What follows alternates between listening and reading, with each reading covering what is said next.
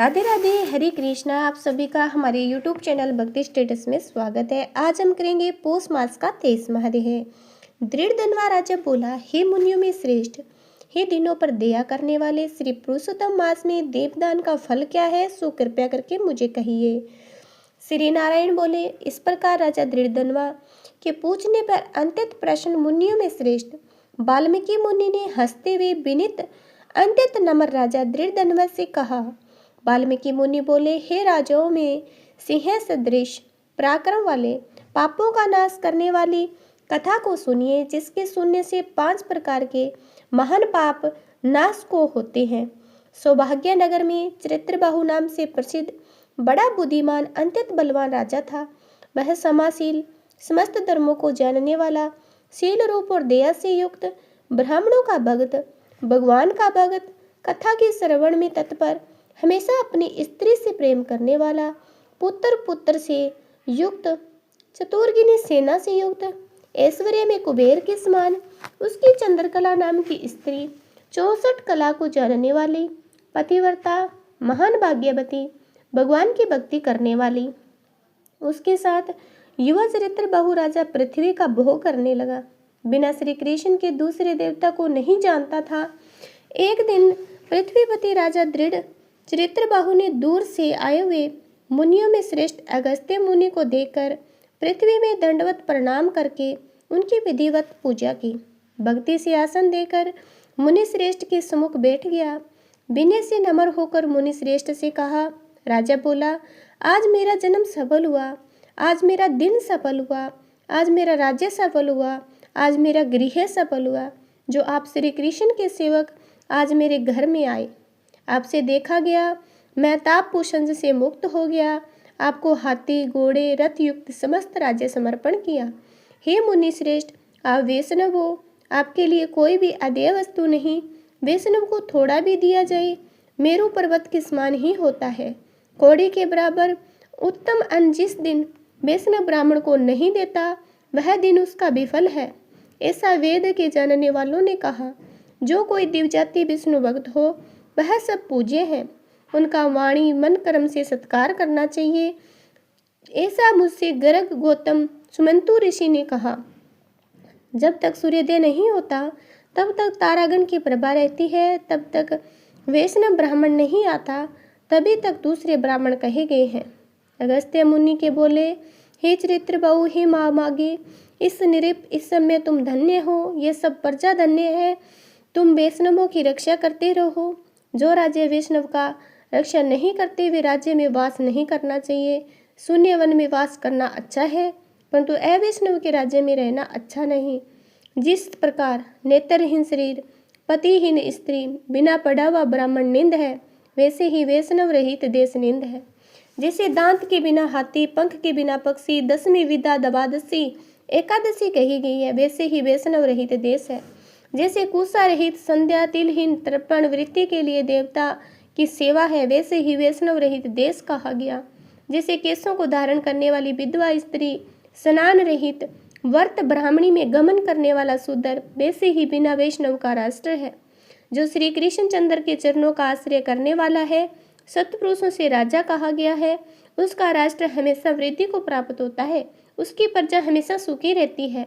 हे राजन, जो मैंने तुमको देखा, इसलिए मेरी दृष्टि सफल हुई।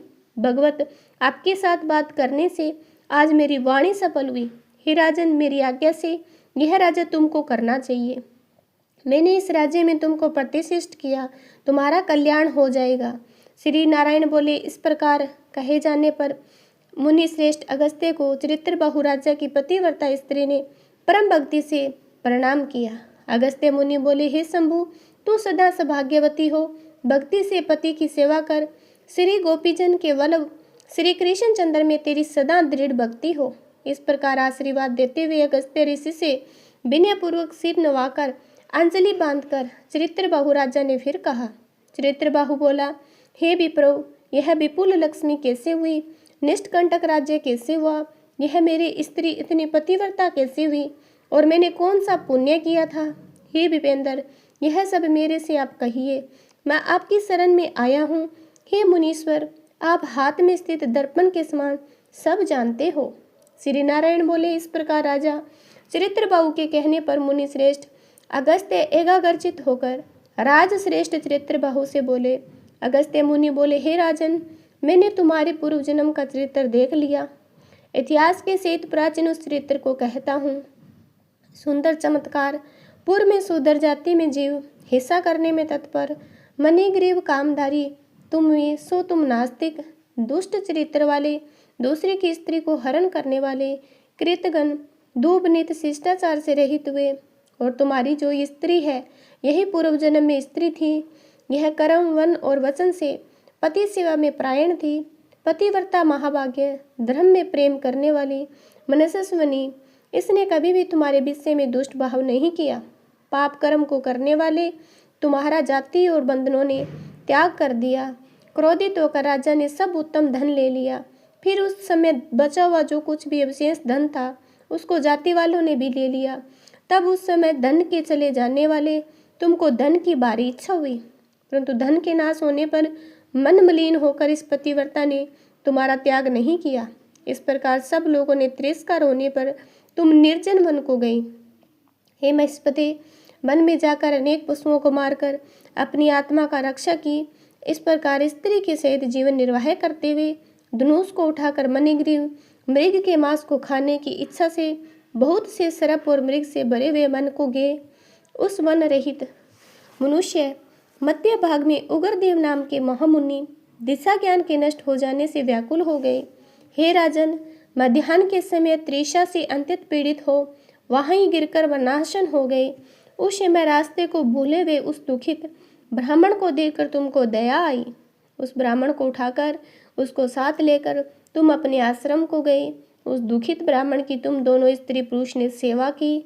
एक मुहूर्त के बाद उसी महायोगी उग्रदेव चैतन्यता को प्राप्त हो आश्चर्य करने लगे कि मैं वहाँ था, यहाँ कैसे आ गया, उस वन के बीच में कौन लाया।